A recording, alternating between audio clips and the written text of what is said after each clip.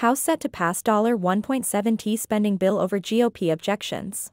The House of Representatives is set to pass a $1.7 trillion spending bill on Friday over the objections of Republicans, who unsuccessfully urged their Senate GOP colleagues to reject the bill. Speaker Nancy Pelosi, Democrat California, will push it through along with a short-term funding measure to avert a partial government shutdown that would otherwise take place after Friday, a move that will allow time to process the giant bill covering the rest of the year. House Republican leadership is actively whipping against the bill. Minority Leader Kevin McCarthy, Republican California, has called for Congress to pass a short-term funding bill that keeps the government open until mid-January. That timeline would give Republicans more leverage to extract concessions from Biden on policy when they take control of the House in January. "We're 2 weeks away, 14 days away from having a stronger hand in negotiations," said McCarthy during an appearance on Fox News' Ingram Angle this week. Despite the push by McCarthy, the Senate passed the spending on Thursday with the help of 18 GOP senators.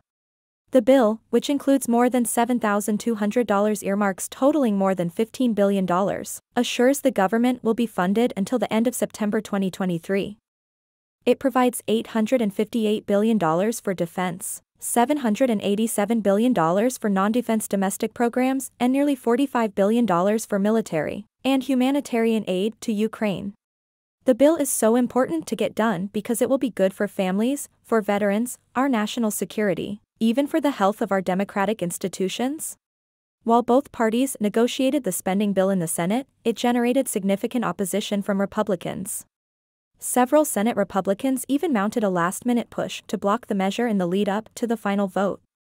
Arguing that a GOP-controlled House could exact larger concessions from President Biden come January, the Republicans sought to amend the bill in ways Democrats said would make it impossible to pass in the House.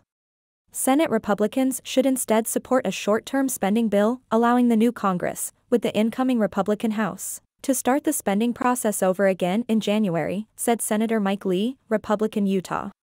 Late Wednesday, the bill was almost derailed by a Republican push to add immigration language.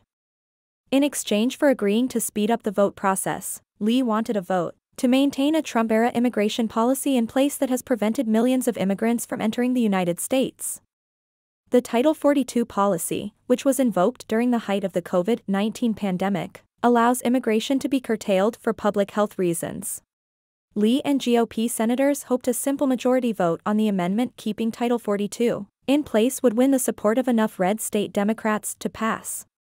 Lee's demand froze the Senate for several hours, and he accused Democrats of dodging the issue because the measure might easily pass. While popular with some moderate Democrats, the Title 42 policy is widely opposed by progressives in the House and would have likely tanked the bill.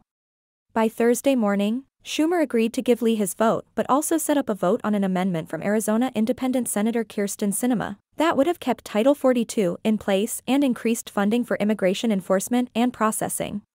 The Senate rejected Sinema's amendment, which required 60 votes for passage. However, Sinema's language allowed moderate Democrats facing tough re-election challenges in 2024, like Sinema and Montana Senator Jon Tester, to vote for keeping Title 42 in place while opposing Lee's amendment, which also failed due to lack of Democratic support.